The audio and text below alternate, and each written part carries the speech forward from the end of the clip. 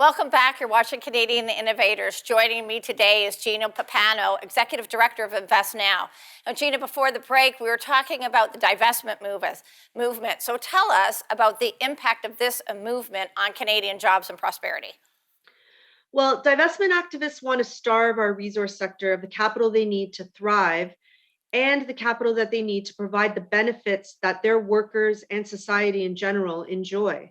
So if the cost of capital increases and the costs of doing business increase, companies may think twice about setting up shop in Canada, and that will lead to job losses in all sectors, not only oil and gas. Yeah, very concerning. Part and parcel to this is affordable energy, and it's so important to manufacturing viability. Tell us how the divest movement is going to hurt Canadian manufacturing. Well, the divestment movement is targeting the hydrocarbon industry, and really it's not even taking into account all of the other products that need oil and gas to function. Like, we wouldn't have so many products if we didn't have oil and gas. But really, the hydrocarbon molecule is still the most efficient, most reliable, most affordable energy molecule. So Canadian manufacturing is highly energy intensive.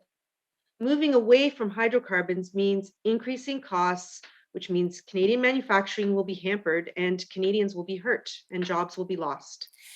So another part of this that impacts from this divestment movement is the pension viabilities. There are so many unfunded pension liabilities in Canada that people don't even realize. They think that if they have a pension, maybe they're a public sector worker, they think their pension's going to be there. Tell us how this divestment movement will impact people's pensions. Well, the problem with the divestment movement is that it's asking for a complete divestment from these companies, so public companies. So there's no analysis being done. It's just by virtue of the fact that they're an oil and gas company, they should be divested from. Now, that doesn't take into account any of the returns that are going to be lost if you don't invest in the oil and gas companies, especially right now when oil and gas companies are on a bit of a run. They're bringing up the index of the Toronto Stock Exchange, but also what the pension funds, every single company on the Toronto Stock Exchange relies on oil and gas in some way or another. So to ask a pension fund to divest from oil and gas they should be divesting from all public companies because they wouldn't function without oil and gas. The impact that divestment doesn't have, it's after a decade of the divestment movement, divesting from fossil fuels has not reduced global emissions, it has not reduced demand for energy, and it does not foster innovation.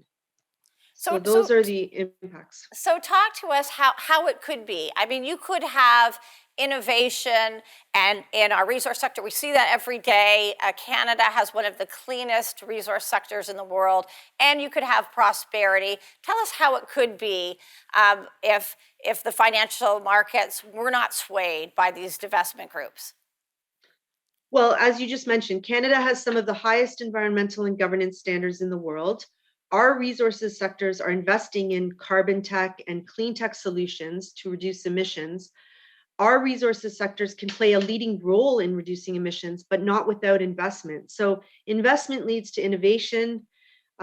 Who's to say that the most impactful innovation will not come from the oil and gas sector? We don't know. We can't see the future. So we need to invest in our oil and gas sector so that will lead to the innovation that will reduce emissions. Yeah, absolutely. And we could see that getting our clean liquefied natural gas to market, if we had pipelines built, could help China and India come off coal. So we could have prosperity here in Canada, and we could have a cleaner planet. And I don't understand for the life of me why politicians don't make that connection, but we're going to try and help them.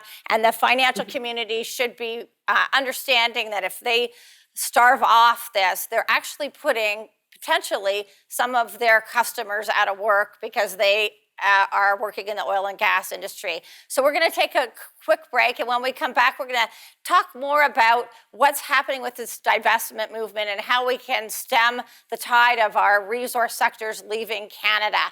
You're watching Canadian Innovators, and we'll be right back.